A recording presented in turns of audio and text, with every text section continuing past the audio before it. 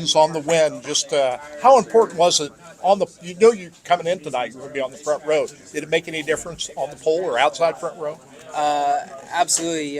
Made a big difference being on the pole rather than outside pole. I think, like, had Dason not run out of fuel in the pole shuffle thing, he's probably going to beat me in qualifying, and then it's just a fight from there, You don't really know how the race is going to play out. It could look totally different. So, yeah, I just got a lot of good fortune tonight, and but you have to be there to take advantage of the good fortune, which we were.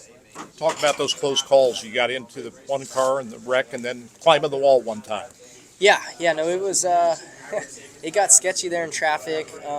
Grant kind of wrecked the crouch, had him turn sideways in front of me. I had nowhere to go and just ran over the top of him, and engine stalled midair. And when I landed, it thankfully refired. So that was good. And then, then we were catching traffic again. I made a big mistake off of 4 and climbed up the Frontstretch wall and thought I was going to flip.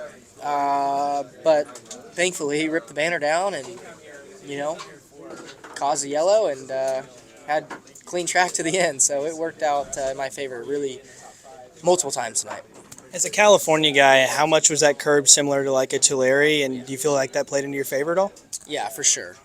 For sure. I think, I haven't, I used to run at Tulare quite a bit, like when I was younger, but most times when I would race there, it would get like that in 3 and 4. A little bit different, but similar.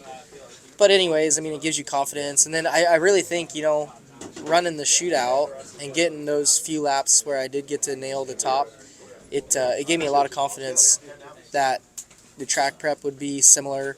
I feel like for the last handful of years, they do kind of allow it to get ramped up the wall like that, but nobody's really ran that line. And then the shootout, I kind of stumbled into it, and then was hoping the track could get that way here because I felt like I'd be really comfortable doing it. So, I was able to get comfortable. I knew Dason was probably running the same line behind me because he got comfortable doing it at the shootout as well. And I could just make less mistakes up there. What did you see when he kind of threw a slider on you there? What did you see? Yeah, I saw him coming, but I knew I was going to clear him pretty easily, so I wasn't too worried. I didn't want to just see him and get nervous and throttle up too much and then just pressure myself into a mistake on exit and allow him to build another run. So just stayed calm. And, I felt like I executed good restarts. It paid off. It's your third Chili Bowl. What's this one mean compared to the other two? Yeah, they all mean a lot, right? Like, Chili Bowl is a big, big deal, and winning that first one really kind of changed my career, I feel like, mentally helped me become stronger. It was just such a mountain to finally, break through mentally, and I feel like since then I just have a lot less nerves at these races, and it allows me to execute without making as many mistakes. So then the second win here was great because we didn't have a good car, but was able to play defense really well and just win. And then tonight the track was such a challenge just to run laps by yourself. That when you can conquer 40 laps on a track like that, it feels great too. And we were really bad early in the week as well, so I felt like we made huge improvements tonight on our race car, and that's probably what I'll remember from this one also. You led every lap of the Knoxville Nationals. You led every lap of the Chili Bowl. How about that accomplishment? Yeah, it's definitely cool. I don't know. It's neat. Like I like starting the pole. I feel like when you can lead more laps, you just have more confidence in your ability to make the right decisions and when to move around and stuff. So but you have to set yourself up, all week to be in that position. So.